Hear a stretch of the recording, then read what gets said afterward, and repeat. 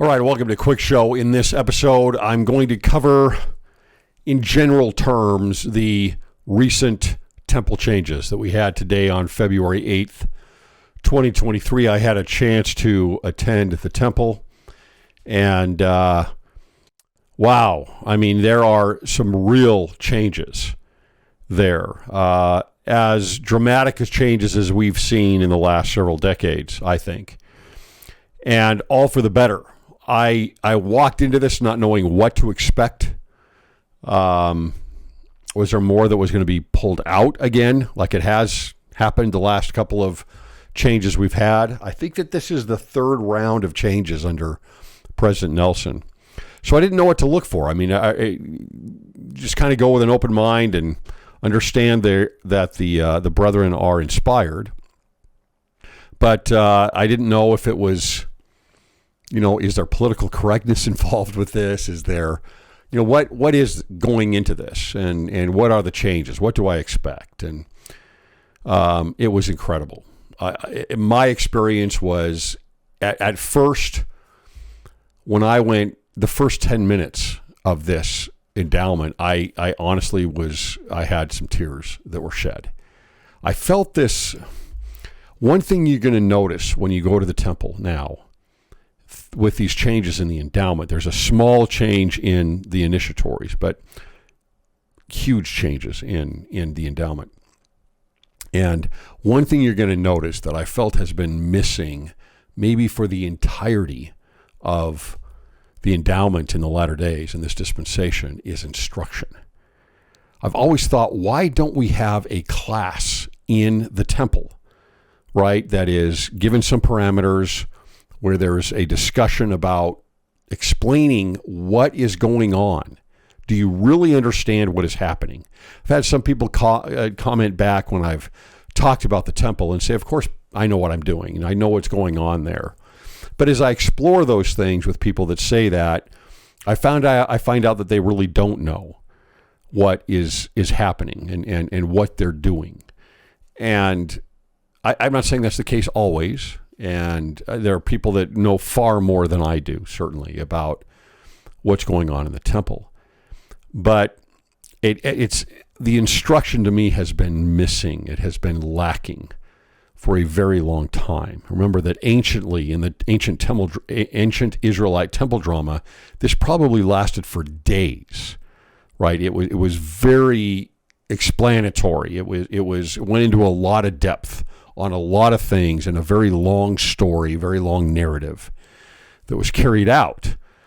And we get a small little capsule of this that is not very representative of the overall story and context and understanding of what you're doing in there. So I was thrilled. I started shedding tears because I have just felt this lack of instruction in the temple. So they don't have a class, but at least in the endowment now, at the beginning especially, they lay down this groundwork. They set the stage for the endowment and what you're doing. And I would love to see even a lot more instruction, but wow, it was honestly it was wonderful. I don't know how else to explain it without going into detail. There are places throughout the endowment where they are giving instruction as well, additional context to what is going on. Not everywhere, but in some places there are some changes, and it becomes a lot more clear in some cases what is happening. One thing I really like, and this is something I've always talked about on the podcast and with my understanding of the temple, is they really focus in a lot more on understanding that you are Adam or you are Eve. And it's been one of the biggest things I think that we lack in going through the temple is that understanding. It's easy for us to start sitting back and think that we're watching some type of a movie of history. That's not what's happening. yes, Adam and Eve went through this, and we're trying to do what they did. But over and over again, you're told, not just once, you're told you are Adam and Eve. You are just as Adam and Eve. You are acting as Adam and Eve. And I think that is crucial in your understanding of what's going on. You fall. You need a Savior. You need to work your way back. You fall into mortality. You partook of the fruit. Right? And so that understanding becomes more and more clear in many ways in these new changes that we have. And so that was really wonderful to see that evolution of representation of Adam and Eve has been given. It is much more thorough now throughout the endowment session. And it's done in many different ways, both through words and through images that you'll see. There was, for those that might be worried, is there political correctness that's happening or something like that you don't need to worry about that at all. There's nothing like that in there. It is so refreshing because there is additional doctrine that was not there before that offers more and more clarity. One thing I can say, and I'm just covering very much generalizations here, what I feel is appropriate, is that they go into the premortal world more and the war in heaven. And so that is really nice to see because it offers more context, of course, to what happens when Satan is in the Garden of Eden, right? When you have that foreknowledge, that knowledge of what happened before, there's continuity and context that's brought in there. So that's really nice to see. You see more of, makes me very happy, more of what we learn in the Book of Abraham that is found in the endowment. There are, well, I'm not going to talk about that, but there are significant changes and the tone is very different. There is different music. There is different instruction. There is, one thing I can say is there's an even stronger focus on the Savior and Jesus Christ. It's even stronger than before. And it just directs your mind in a way. The way they do this is it's really well done. Really well done.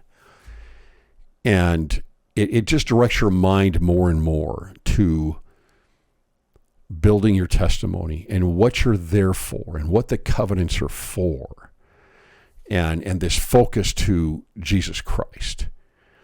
Also, I will say, the clarity that is given is even stronger and more direct in the roles of the Father and of the Son, of Elohim and of Jehovah.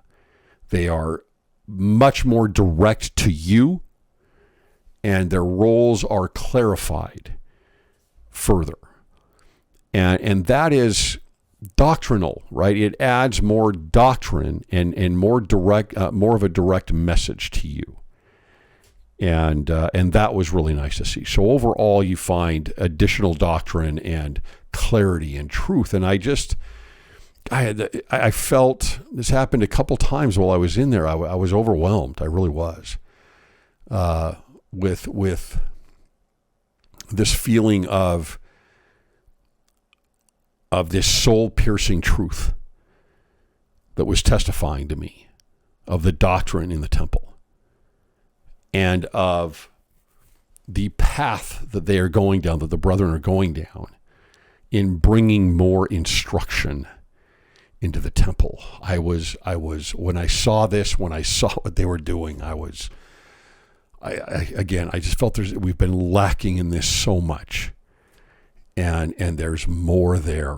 And it is just it's an even more wonderful experience to go to the temple.